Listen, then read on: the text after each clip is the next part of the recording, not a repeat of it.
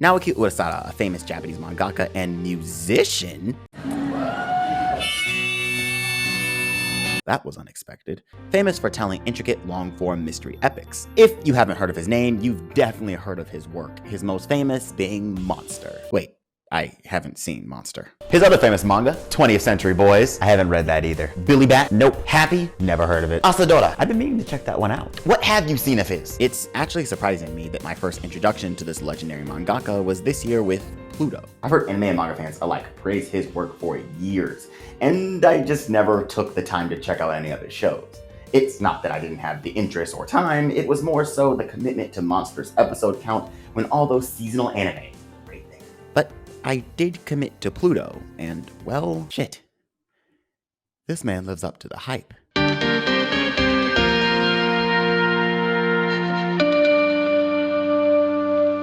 Pluto is a very special anime, not only in its storytelling, but also in its creation. The original manga is a collab between Urasada and Takashi Nagasaki that is a reinterpretation of Astro Boy, specifically the greatest robot on Earth arc, told as a suspenseful murder mystery. So, basically, it went a little something like this. I can do that. And what they were able to create was something truly special. Pluto takes place in a futuristic world where robots and humans live together. Robots have rights just like any other human. They have jobs, families, and some of them even look human. Imagine a world where humans weren't the only hyper-intelligent life form. Hey Siri, what's 85 divided by the square root of 2? Do the math yourself, bitch. This world-building aspect is where you'll find the main appeal of our story. Is this okay?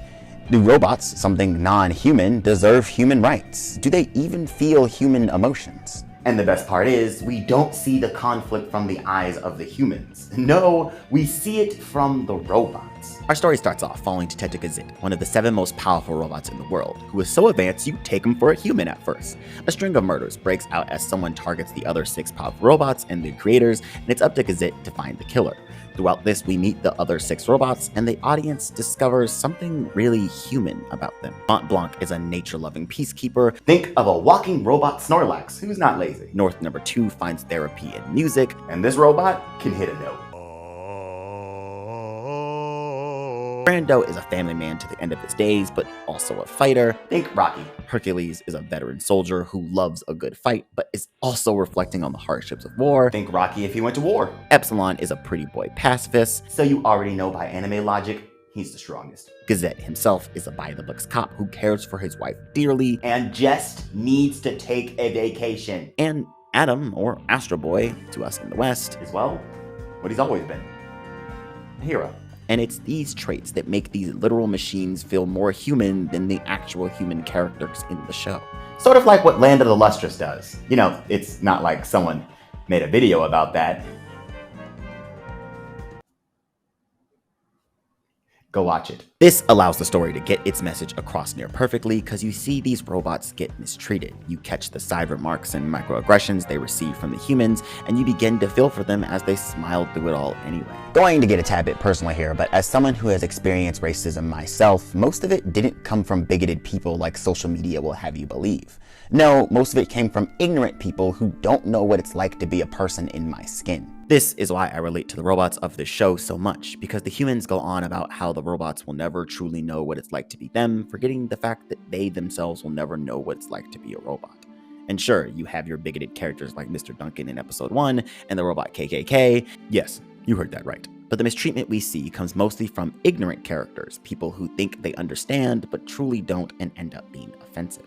And the inclusion of both shows racism in a much more realistic way than most anime ever do. The robots try to understand the humans. They literally mimic their behavior. But do they even have to do all of that to experience emotions like sadness, anger, or love? All of this told through a murder mystery that will leave you at the edge of your seat as the dots begin to connect, because every action taken in this thrilling mystery comes from the mistreatment of these non-human characters who still seem to have, well, humanity.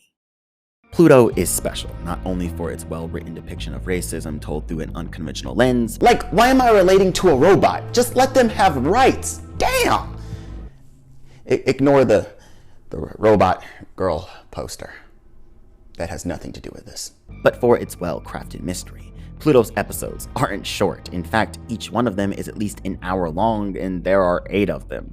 That's over 8 hours of content I had to sit through while trying to keep up with seasonal anime and make videos, but it didn't feel that long. The key to writing a mystery is to have the mystery solved before you ever pick up the pen, so that way when you reach the conclusion, it all makes sense. This is how foreshadowing is done in storytelling, and I think Pluto is the perfect example of this. Nothing makes sense at first, but as you watch, you learn more about the world and thus the mystery at hand.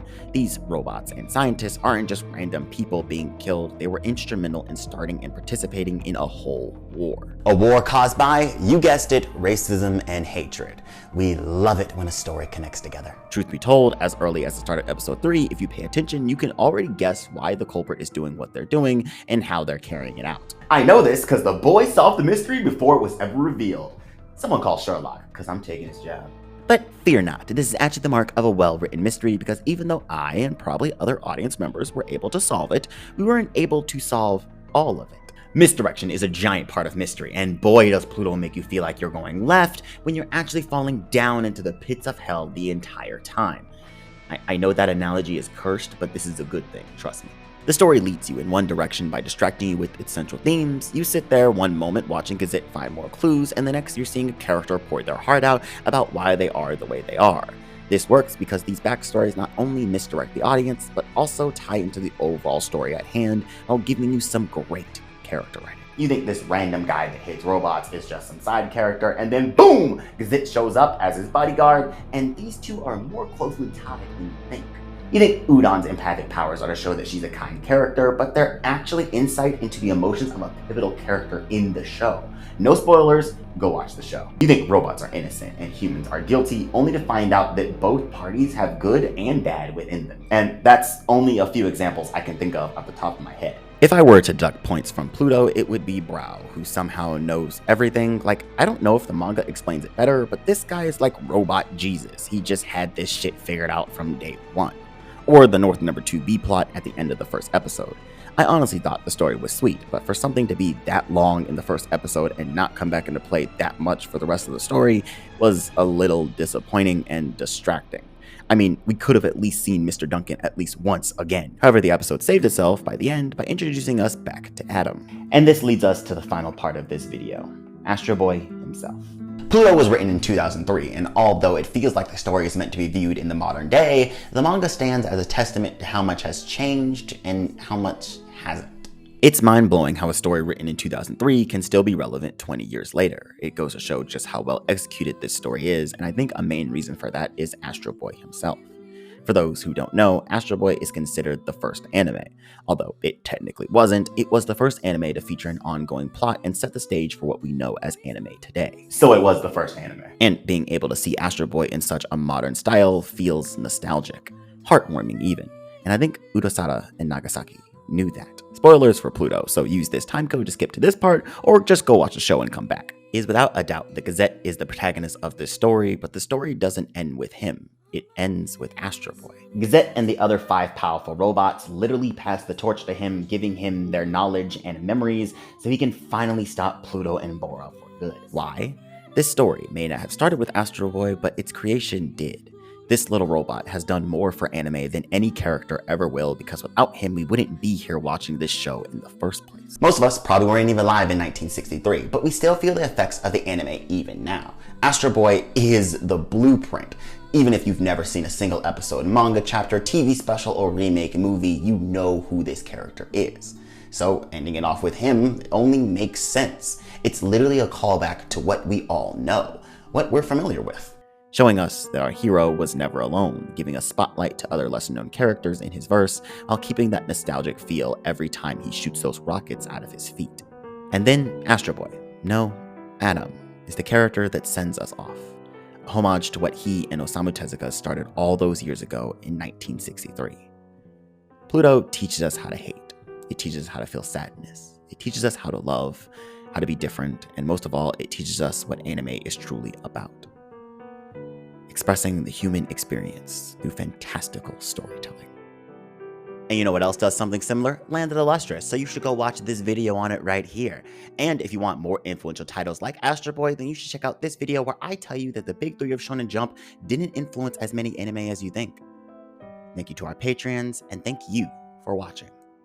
As always, my friends, I'm RJ Lane, and this has been On the Rise.